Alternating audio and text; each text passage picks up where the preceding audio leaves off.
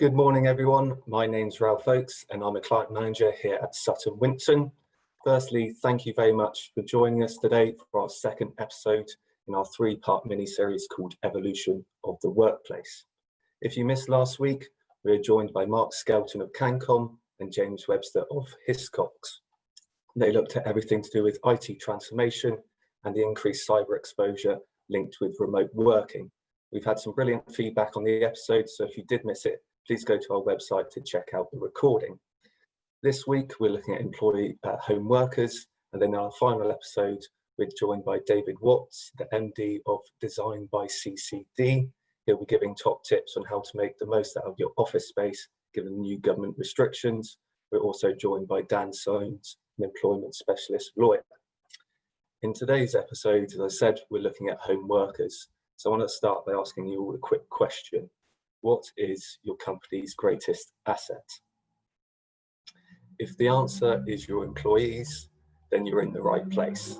Because today we're joined by Tracy Arnold, who's going to be looking at the mental well-being and impact of working from home, and then also by Sinead, who's going to look at how to best monitor performance, but also continue training and developing of employees whilst remote working. Quickly before we start, a little bit of housekeeping. You are all on mute, so if you have a question, please submit it via the Q&A tab at the bottom. We'll then pick these all up in the 15-minute session at the end. Any questions that we're unable to answer or we run out of time, we'll send a short email in the following week answering these. We'll also follow up tomorrow with an email including a recording of today's session, as well as a short feedback. So we really appreciate any feedback you can give on the survey. So thank you very much, and I'll now pass you over to Tracy. Thanks, Ralph. Morning, everybody. It's great to virtually see you all here today. Yeah, I'm just going to be talking a little bit in these sort of 12 to 15 minutes, a bit about home working and its impact on mental health. So there are a number of challenges we can probably think of. I've just tried to pick what I think are the top 4 challenges for working from home. Working from home can be challenging.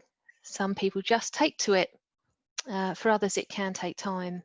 And many people enjoy the interaction with others and being sociable, and therefore cannot motivate themselves in the same way when working from home. So the 4 items that I've actually picked here, looking at the lack of space or a poor workstation layout, I've seen quite a number of employees who have actually had workstations that just really haven't been particularly suitable, or they've been squashed into the corner of their bedroom. They haven't been sitting right, and they've been working from laptops full time. So this can be a real problem for some people because they just haven't got the space to have an office at home. Lack of communication and filling out the loop. I think communication is the biggest thing here, in actually talking to your staff and keeping up that regular communication and making people feel like they're included all the time really does help. Loneliness and lack of social interaction, of course. Like I said, most people do like to have a bit of social interaction. Some people just can't cope with being on their own for a lot of the time. So this can be a real challenge. And of course, mental health issues and stress. Some people who already struggle with their mental health are going to be struggling even more. And stress, undue stress in the workplace, dealing with working from home can be an issue too. So managing home workers effectively, I've put in quite a few things to go through here, but hopefully I won't waffle on too long. So home worker assessments, you need to ensure that your home workers carry out an assessment of their workplace to determine if they require any extra equipment and that they're set up correctly. They do need a proper office chair. They can't just be sat on a dining chair if they're going to be working from home very regularly. Or sat at their sofa. It's not a good plan. Headsets, separate keyboards and screens, because you don't want to promote long-term working using a laptop alone. You need to take into consideration their individual needs. So you could be looking at things like childcare responsibilities, any health conditions that they might have, any disabilities as well. With their equipment, you need to check that it all works, because it can be really frustrating when it doesn't. Provide adequate IT support to prevent those frustrations with technology and software. You need to manage expectations. Make it clear to your staff what's expected from them. Excuse me. Agreeing their work times, how to keep in touch, work-life balance, managing performance, taking into account their personal circumstances, and what to do if they have problems or their circumstances change. So again, that's all down to that regular communication. To ensure that your staff feel included and in the loop, make sure that they are honest and open with you, and that they stay in contact with you as well. They don't always expect you to contact them. Consider how to keep in touch. You can use video facilities. Products like Zoom are great for talking to people. At least it's nice to see a face at times when you're at home on your own. Keep that personal experience and stay in touch regularly. Look at training, look at courses that they can do online. There's plenty of them out there. And I know Sinead touches on this as well. You can also look at managing mental health, give them some advice and some short courses around this. Motivation, think of ways to keep your staff motivated. Some may be struggling with working at home, especially with discipline. It may be that you can support them with guidance on how to manage their time and keep that motivation. And the last one was monitoring their mental health. What you need to do is look for changes in their mental health, their state of mind, how they're coping with working from home.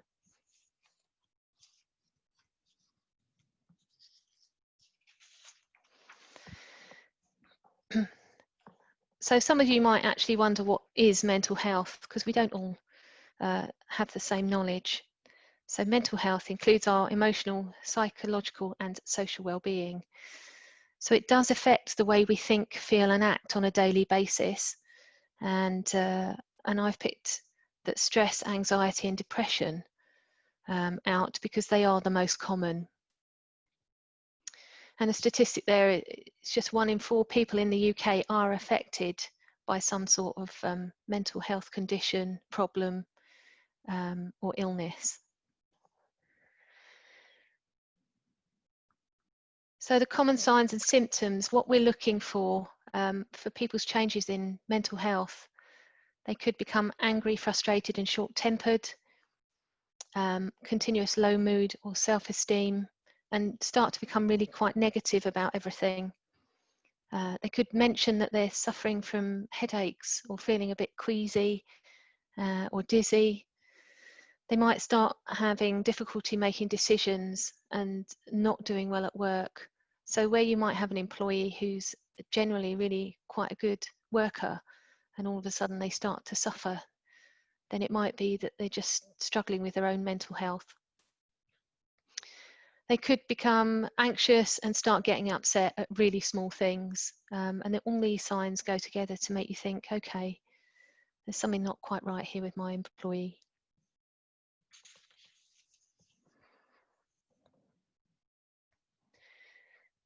So we've picked out a few statistics regarding stress in the workplace in particular. So 44% of all work-related ill health cases were linked to stress, depression or anxiety. And 54% of all working days are lost due to ill health. And it's quite a shocking figure that 12.8 million working days are lost due to work-related stress, depression or anxiety. And 602,000 workers are suffering from work-related stress, depression or anxiety. And those can be new or long-standing. And this costs employers each year approximately 35 billion due to workplace stress and other mental health issues. Just to mention that probably the most common measures that employers put in place to manage workplace stress are things like working from home policies, flexible working hours, regular one-to-ones, counselling services, stress management, and a new thing that's come in more recently is things like resilience training. So teaching your staff to become more resilient. Capping working hours, making sure that people don't work too long. Improving the workplace and the working conditions always helps. Providing stress management training for managers so that they know what to do in the case of stress or anxiety in their staff. And also providing some recognition and reward for your staff when they do well, because that always boosts their morale.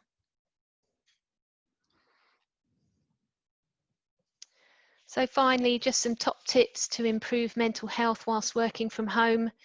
There's plenty of ways that you can provide ways of improving your mental health, but we've just picked 4 here. So just keeping a daily routine, encouraging your staff to keep that daily routine, keeping to it all the time, getting themselves out of bed at the same time, starting work obviously at the right time of the morning, taking time out and getting fresh air, and taking some time out of work at lunchtime, perhaps getting out and walking, getting away from the office, from their home, just to get that change in environment. Of course, the key thing is regular communication. So don't leave your staff out of the loop. Talk to them regularly. It really does help. And making sure that they do seek professional help if it's required. Thank you very much there, Tracy. Some quite powerful statistics I thought there, and in particular that was all pre the pandemic. And I know from speaking to Tracy, it's been near impossible to try and find some reliable stats of how that's progressed over the last 6 months. So I think particularly as we're now entering the colder months, where I know I'm waking up and it's dark, I'm finishing work and it's dark, I can only imagine the toll it's going to have on people's well-being is only going to worsen, unfortunately. But yeah, we'll see how it will develop. I shall now pass over to Sinead. Morning, everyone. Delighted to be here. Thank you, Sutton Winston, for inviting me to present on managing performance this morning. If you could move to the next slide, please.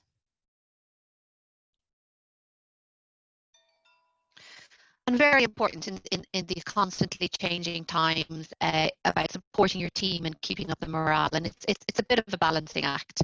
And as leaders, we have to continuously adapt to situations around us, both from a working from home environment, the changing economy, the ebbs and flows that we've all been dealing with over the last while. And it's a difficult balancing act, keeping your team working effectively together, but keeping up morale and keeping your team connected is so important. And in how we support each other and our customers. And touching on what Tracy said earlier, it really is indeed a balancing act. And to achieve this, we have to focus on well-being, communication, virtually socializing, having regular touch points, and really keep your team understanding kind of what priorities and what the balance is here. So really good open communication and regular touch points is so important for really keeping up that morale as much as possible. And that leads really nicely on to my next slide, please. So how are we going to do, what are we going to do to set targets and monitor performance in these changing times? And it's really making sure that you have these kind of goals in place.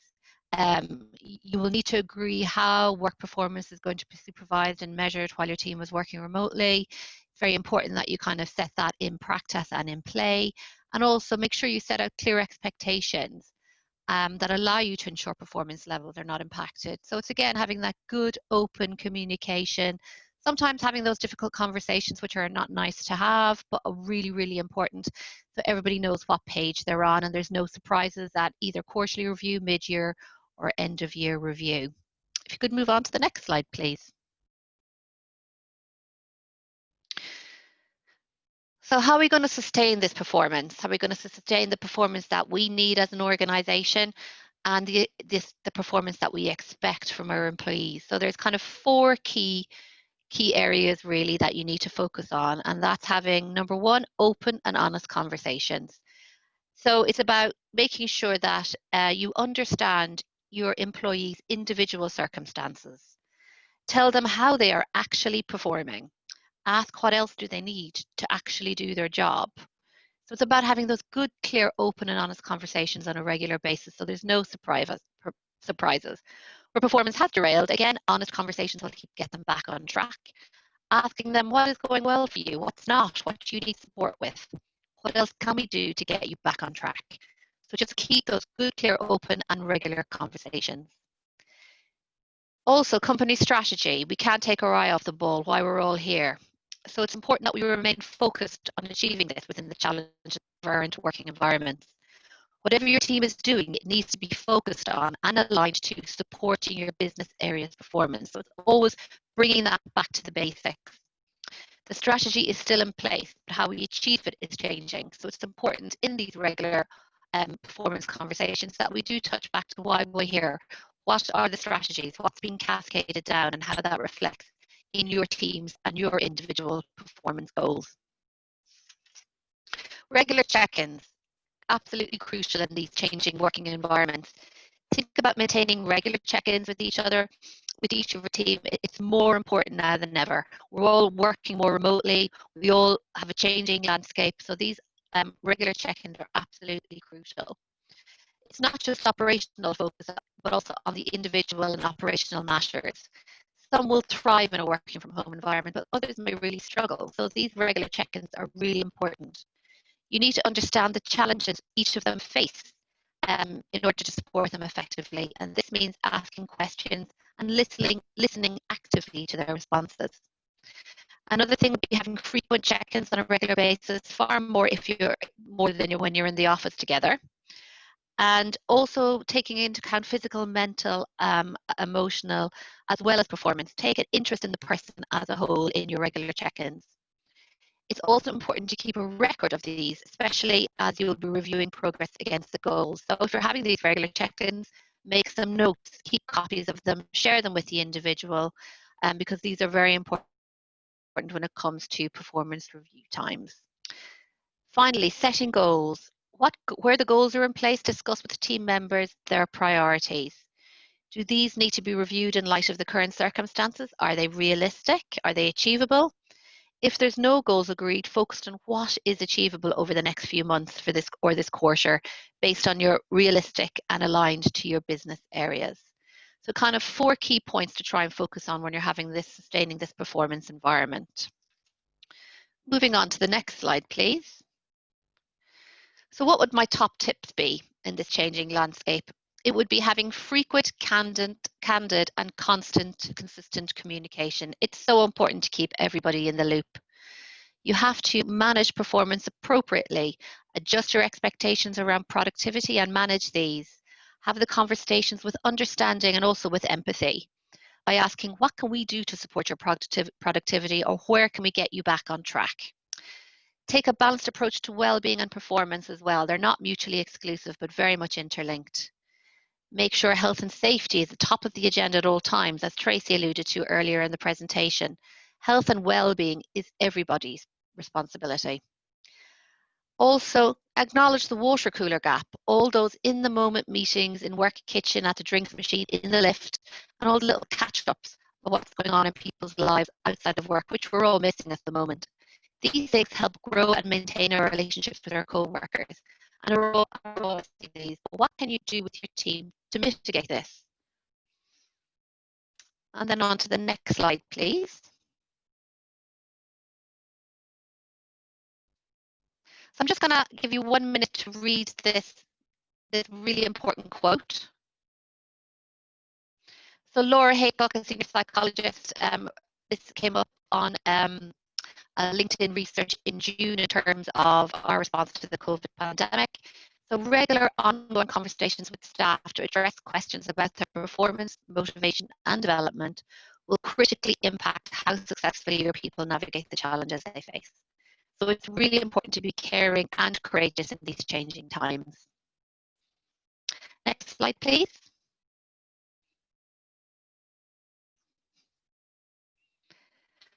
And we can't forget about training and development. Again, a crucial area. However, with any L&D or training and development, there are some caveats that I'd like to share with you here, especially in these current times with the downward pressure on expenses. What's your start and end point when you're looking at your team's professional and personal development?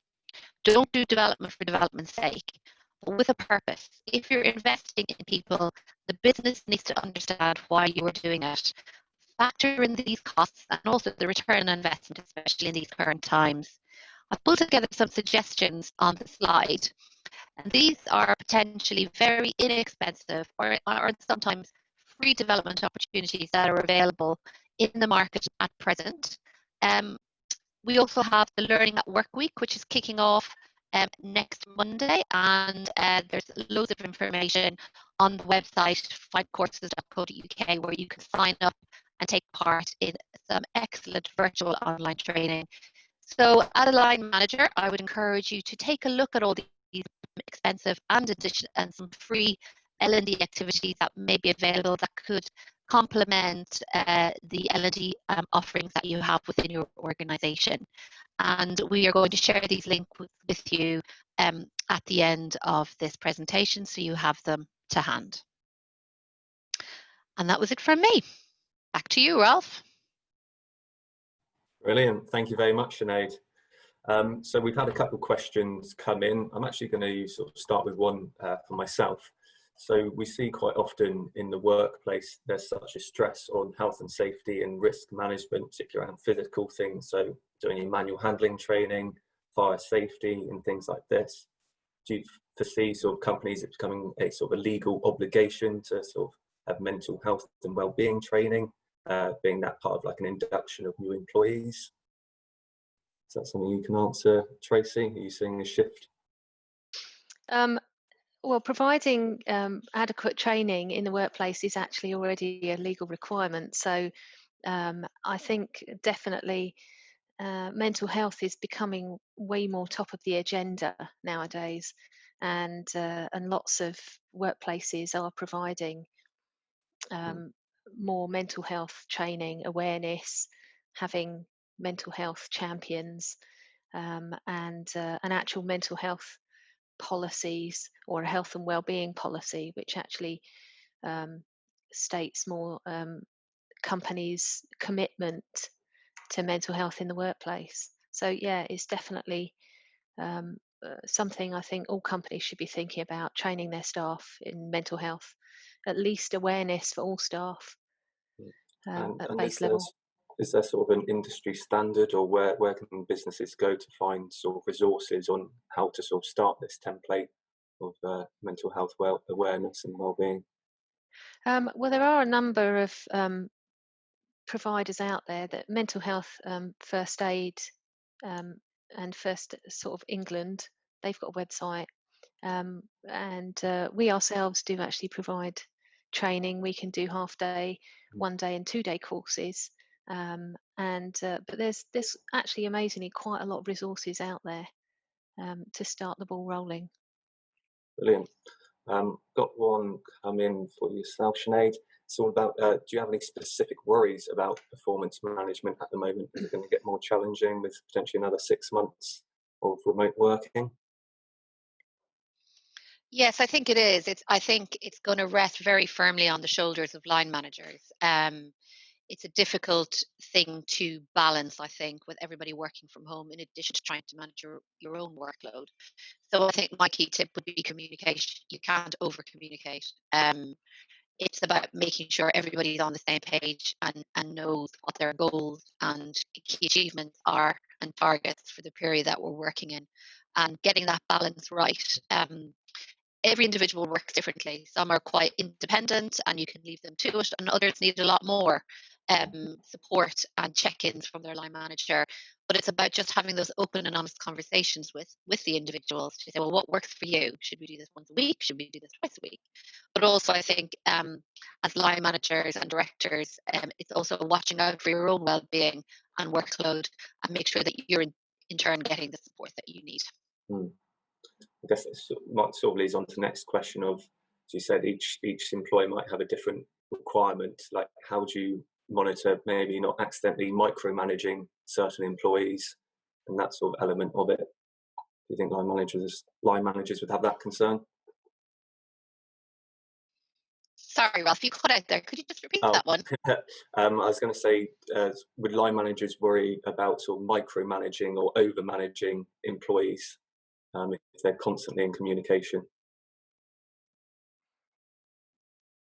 Yeah, you're absolutely right. And this can be a bit of an issue, but I think if you're having those open and honest conversations, then it's about finding out what works for the individual. Everybody's an individual and everybody works differently. Um, if you're in kind of delicate performance management areas where people aren't performing, then you might have to up your communication and up your check-ins. But if people are, delivering, they might just like to work quite autonomously. But as a line manager, it's up to you, I think, to get that balance right. Balance for you as a line manager, for the individual, but also the productivity that you need to see for the organisation. And one come in again for yourself, Tracy. How do you see COVID-19 has impacted people's mental health? Or to what extent has COVID-19 impacted people's mental health?